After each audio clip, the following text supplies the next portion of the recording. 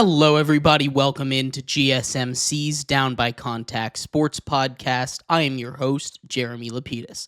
Today is Wednesday, February 26th. We have a lot to get into. We're going to start off going over the third annual NFLPA report card, grading every single team based on a whole bunch of different categories, as well as going over what Luka and the Lakers did last night. Luka getting his revenge on the Dallas Mavericks. Then the NBA power ranking before finishing up our series, going over today with the NFL offseason preview, the Los Angeles Rams and their bevy of potential moves and trades, and then turning our attention in the MLB to the NL Central, starting off with the Milwaukee Brewers. But before we get into any of that, remember, if you would like to be an even bigger part of the show than you already are, all you need to do is go to gsmcpodcast.net.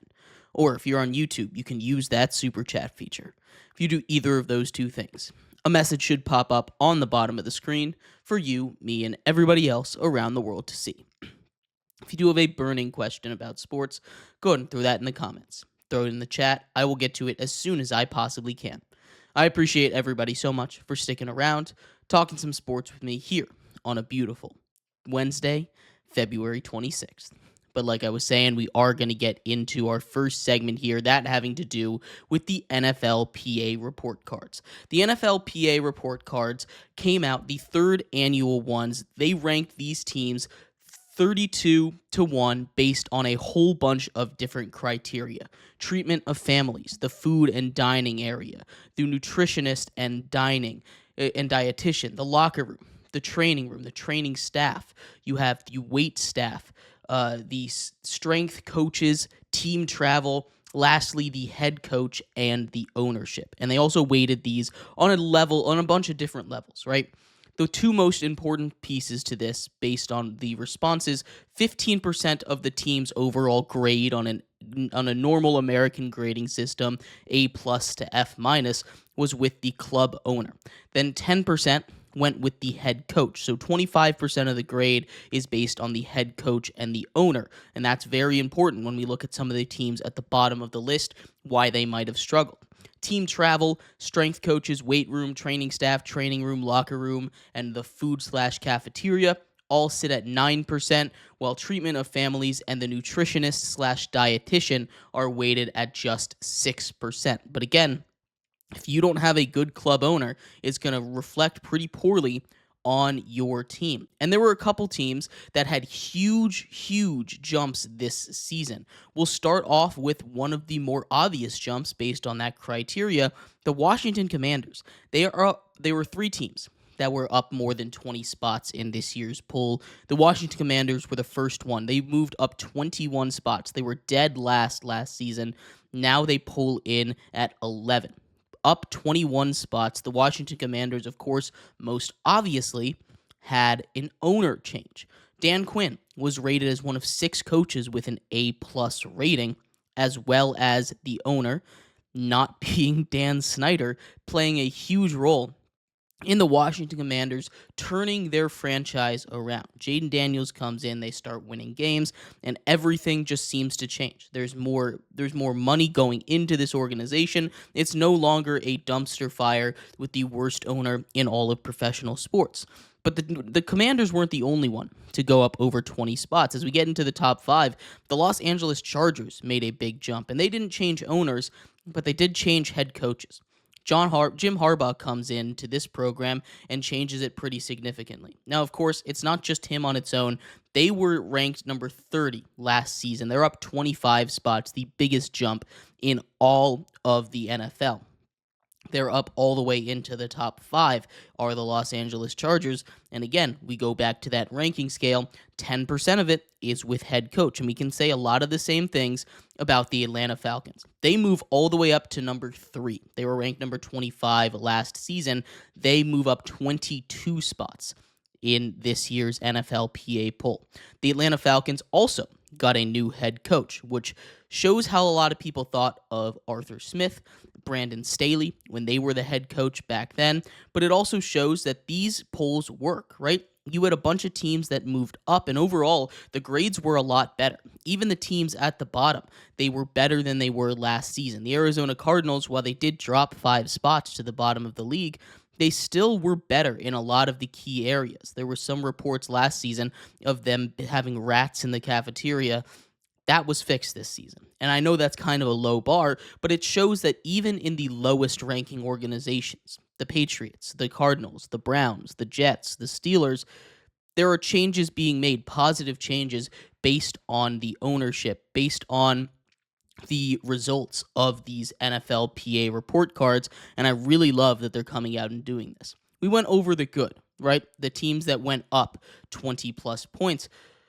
But there wasn't all good in this. Aside from the Minnesota Vikings and the Miami Dolphins once again being the top two, this was a list fraught with changes. From number 3 all the way down to number 32, only the Pittsburgh Steelers and the top 2 teams were in the same position as they were last year. The Dolphins and the Vikings always seem to be fighting for this. The Dolphins had first place in 7 different categories.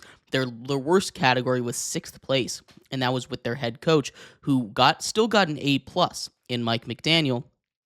But still, this is one of those things that you look at these two organizations really being great for their players.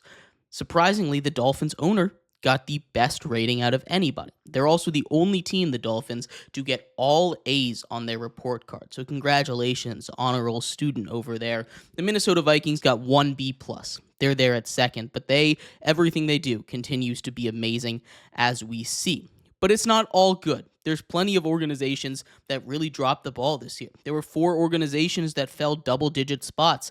Starting at number 18 on the list here, the Jacksonville Jaguars. They fall 13 spots this year.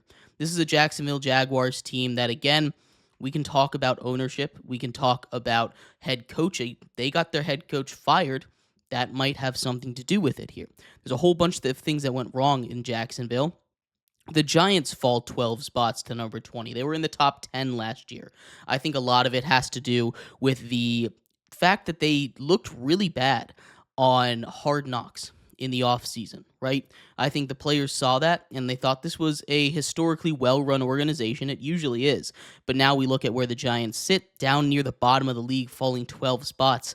It's not a good look. And 2 more teams fell a whole bunch. The Philadelphia Eagles are a really interesting one to me because they just won a Super Bowl and they've fallen 18 spots. They're actually the biggest droppers in all of the NFL this year. They were all the way up in the top 10 at number 5 last season, and now at number 4 last season, and now they're all the way down to 22. This is a Philadelphia Eagles team that just didn't keep the standard up. And I think that'll change, especially since winning a Super Bowl, the players will be a little more happy. But it's a little shocking to see some of these really good teams at the bottom. The Kansas City Chiefs at 26, they were ranked at 31 last season. The Tampa Bay Buccaneers continue to be near the bottom of the league. The Pittsburgh Steelers, again, bottom of the league.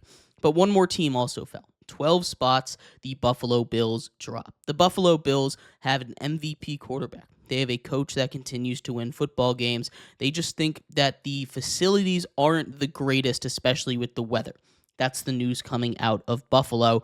Of course, that's one of the reasons why the Minnesota Vikings are so high up. The weather isn't great over there in Minneapolis, but they got that indoor stuff.